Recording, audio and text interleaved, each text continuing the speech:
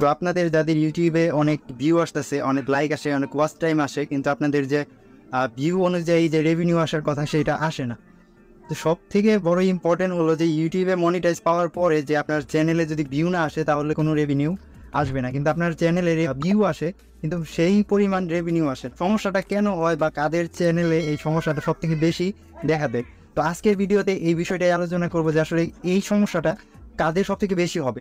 তো আমরা কম বেশি সবাই জানি যে ইউটিউবে ভিডিও আপলোড করার মতো অনেক সিস্টেম আছে বা বলতে পারেন অনেক ওয়ে আছে, এবং কি ভিডিও আপলোড করার জন্য বেস্ট কিছু ক্যাটাগরি আছে, যে ক্যাটাগরির মাধ্যমে আপনার ভিডিওটাকে কিন্তু সিলেক্ট করে একটা রেভিনিউ শেয়ার করে। অবভিয়াসলি ওইটা আপনার মনিটাইজ হতে হবে, মানে আপনার চ্যানেল মনিটাইজ হওয়ার পরেও আপনার ভিডিওটাকে মনিটাইজ করতে হবে। তো এখানে অনেক কিছু ইম্পর্টেন্ট, দেন এখানে অনেক কিছু আপনার ফোকাস করতে হবে, যেরকম আপনার ভিডিও বেস কিওয়ার্ড সিলেক্ট করতে হবে, এবং আপনার অবশ্যই টাইটেল অ্যান্ড ডেসক্রিপশনটাও চেক করতে হবে প্রপারভাবে। বিকজ আপনার যদি টাইটেল অ্যান্ড ডেসক্রিপশনের সাথে আপনার ভিডিওর ক্যাটাগরি ম্যাচিং না করে তাহলে কিন্তু ওইখানে আপনার রেভিনিউ যা আসার কথা সেটা কিন্তু মিস করে। তারপর আরেকটা জিনিস ইম্পর্টেন্ট রেভিনিউ আসার জন্য, সেটা হলো যে আপনার ট্রাফিক সোর্স।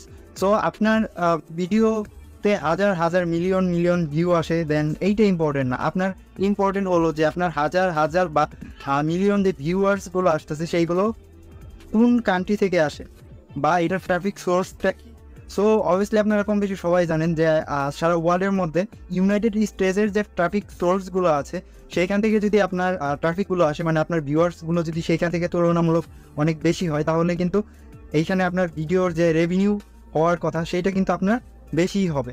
যদি আপনার এইখানে ভিউয়ে আপনার $1 পান, তাহলে ওইখানে যদি আপনার 100 ভিউ হয়, মানে ইউনাইটেড স্টেটসের, দেন 100 ভিউ হলে কিন্তু এখানে আপনি বেশি রেভিনিউ পাবেন দেন সেম ভিউয়ার্সে, মানে 1000 ভিউয়ার্সে যেই রেভিনিউটা পেয়েছেন বা পাবেন, দেন ওই রেভিনিউটা আপনি 100 ভিউই পাবেন।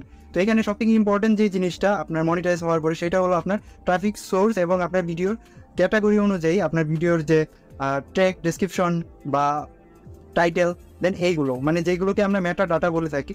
সো এইগুলোও কিন্তু এর পাশাপাশি ইম্পর্টেন্ট। অবশ্যই এখানে আপনার টপিকটাও ইম্পর্টেন্ট। এখন আপনার টপিক কী হবে? আপনি যদি এখানে ব্লগ বা ফিশিং টাইপের ভিডিও আপলোড করে থাকেন, সো এখানে কিন্তু তুলনামূলক রেভিনিউ যেগুলো আসে সেগুলো কিন্তু অনেক কম আসবে। এখানে ভিউ বেশি হবে কিন্তু রেভিনিউ তুলনামূলক অনেক কম আসবে। কিন্তু আপনার যদি এখানে দেখা যায় যে টেকনোলজি বা আমরা যেটাকে সায়েন্স অ্যান্ড টেকনোলজি যে ক্যাটাগরি হিসাবে জানি, সো এইরকম যদি ক্যাটাগরির কোনো ভিডিও হয়, টিউটোরিয়াল বা দেখা গেলো যে আপনি এখানে science and technology related video upload করেন, সো এইখানে কিন্তু তুলনামূলক অনেক ভিউ কম আসলেও এখানে রেভিনিউটা একটু বেশি আসবে। সো এটা যদি সায়েন্স অ্যান্ড টেকনোলজির কোনো ভিডিও থাকে, সেটা যদি আপনার ইউএসএ থেকে ট্রাফিকটা নাও আসে, যদি অন্য আদার্স কান্ট্রি থেকে আসে, সেখানেও কিন্তু আপনার না হলেও 40% রেভিনিউ বেশি আসে। তারা টেক রিলেটেড ভিডিও আপলোড করে। আপনারা যদি ইউটিউবে সার্চ দেন, সো ওইখানেই দেখতে পারবেন যে আসলে কোন ট্রাফিক থেকে বা কোন ক্যাটাগরির ভিডিও আপলোড করলে সব থেকে বেশি রেভিনিউ আপনি পাবেন বা বেশি রেভিনিউ জেনারেট করতে পারবেন। তো আমি কিছু স্ক্রিনশট দিয়ে দেবো। সো এই স্ক্রিনশটগুলো দেখলে হয়তো আপনার